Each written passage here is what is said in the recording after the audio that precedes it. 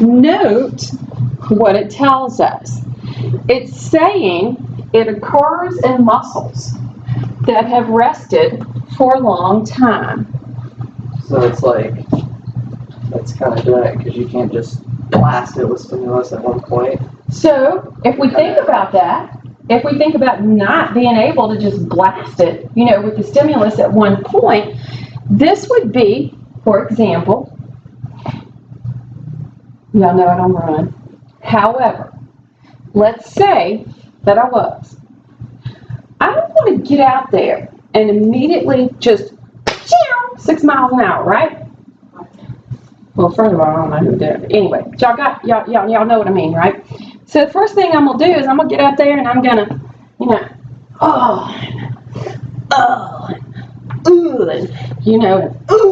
okay, and all the other stuff they do. And then I might start out, you know, my little fast walk, okay, before I get to maybe a little bit of the run, okay, until I get into the full blown out jog. What have I done? No. Y'all see, like I said, y'all see me run, come with me, okay? Now, what have I just basically been doing? Loosened up everything. Loosened up, and I have done my little bit of a warm-up.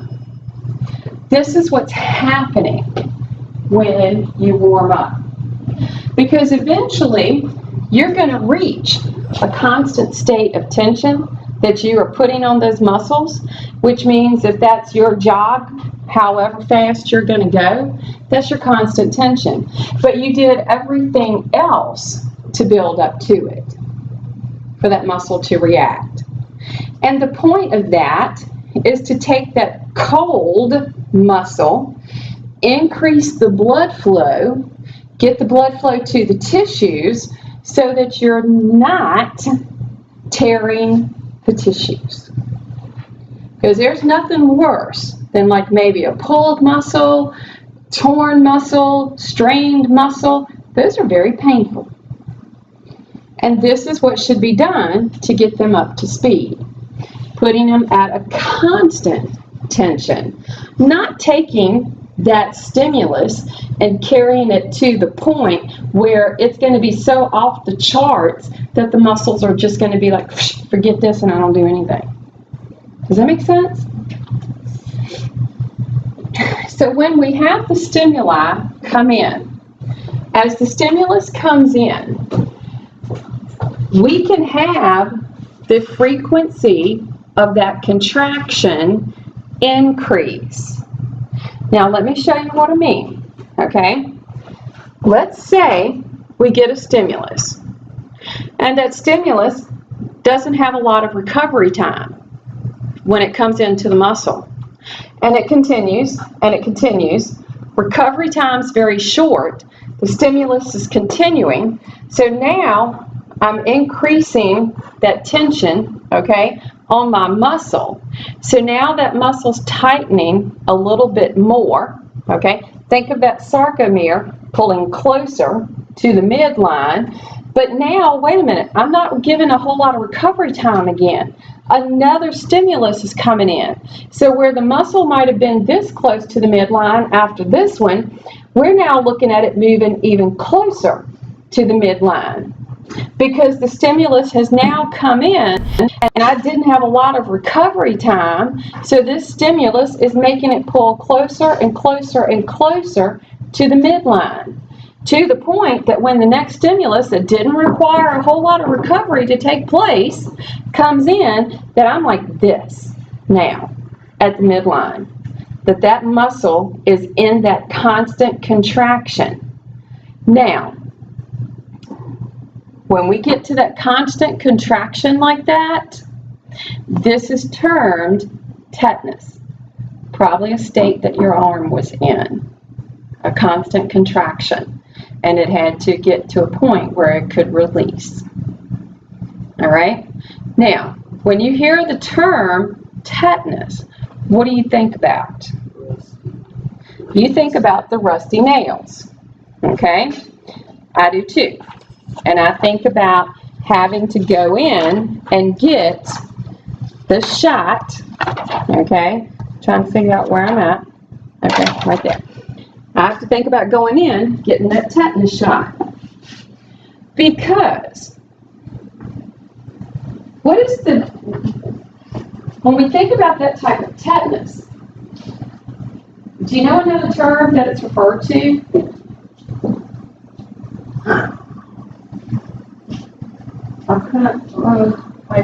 Lockjaw? Lockjaw. Because tetanus, what is tetanus? That we think of like that? Well, sort of, but yes, if we get exposed to it and it gets into our blood and we get sent into a state of tetanus, okay, basically what would happen, and this is what would happen before we had the tetanus shots, okay, the muscles go into the state of constant contraction. Very painful death, because not only is it the state of constant contraction for skeletal muscle, but it is for cardiac and smooth also. So that means by the time the person is dead, their entire body is bowed, and basically their organs, heart, everything are shutting down. This is what would happen before, because every muscle of the body was going into a constant state of contraction, okay? Now, think about your heart in a constant state of contraction.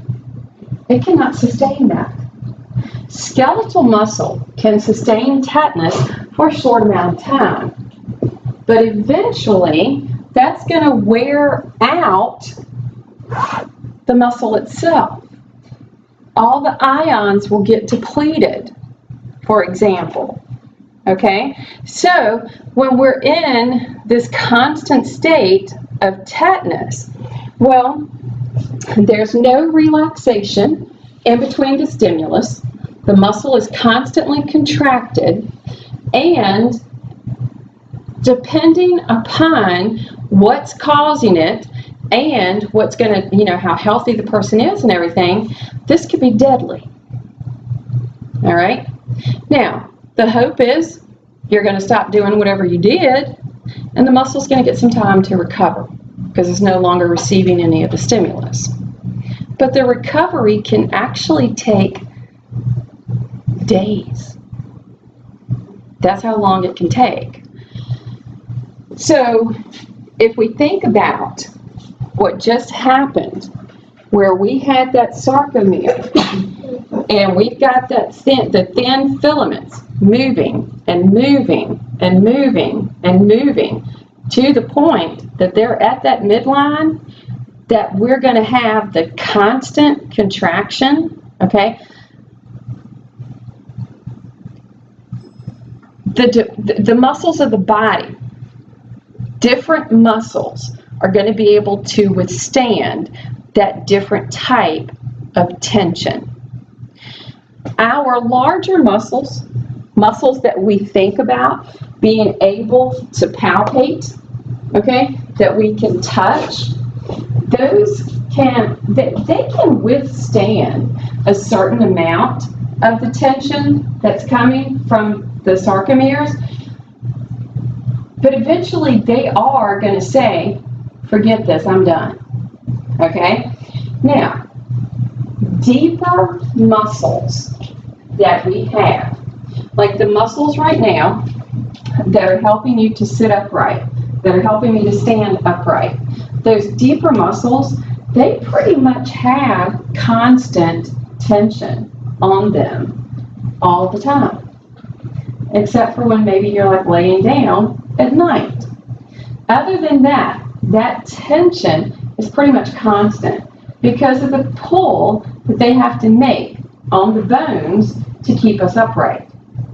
So a muscle's structure is going to play an important part on the tension that it can withstand. So when we look at muscle length, think about, for example, the sartorius, okay?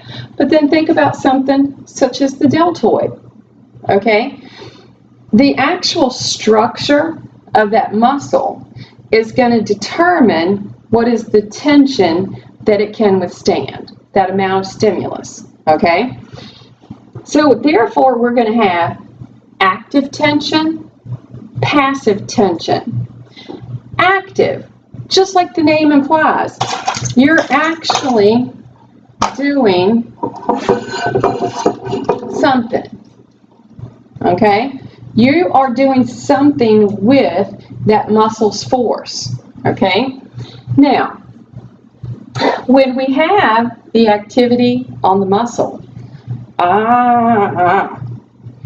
stretched muscle, crumpled muscle, maybe we have a muscle that got pulled past its point that it could recoil, okay? We've got all these problems that can come up based on the tension, okay? Stretched muscle, when we stretch a muscle, and that's what they kind of tell us, okay? And you end up going to the doctor and, oh man, oh God, and they say, okay, you got a stretched muscle. Basically in that sarcomere of the muscle, the attachment that could occur between the thick and the thin, okay? You stretched it past the point that the myosin head can get back into the thin and pull it back. So therefore it's now stretched out. And you just got to give it some time and it'll eventually work its way back in. Stretched muscle too far, they tell you, oh, take it easy for 2 or 3 days, right? Okay, there you go. That's the reason why. You stretched that sarcomere past the point that we could get the thin filaments back in place. Crumpled muscle. Basically, we've got too much of it to the midline, okay, and we're not getting it back out. All right, so once again, 2 or 3 days, takes, rest for a little bit, and that'll work its way back out. So we can have muscle go either way, too far or not far enough. Passive tension is going to be where we get something applied. The muscle is being stretched, but it didn't, we didn't physically something else did that for us to make that stimulus occur. It wasn't a natural stimulus that was supposed to take place, if that makes sense. We say that a muscle can have total tension. Take both of them together. They do numbers on this. They have little machines that they can put on the muscles and that sort of thing, make them do each one of these, and then they can just add up the numbers on the machine. And there's actually study for that, especially like in sports medicine. Take a break. Be back at 12:30.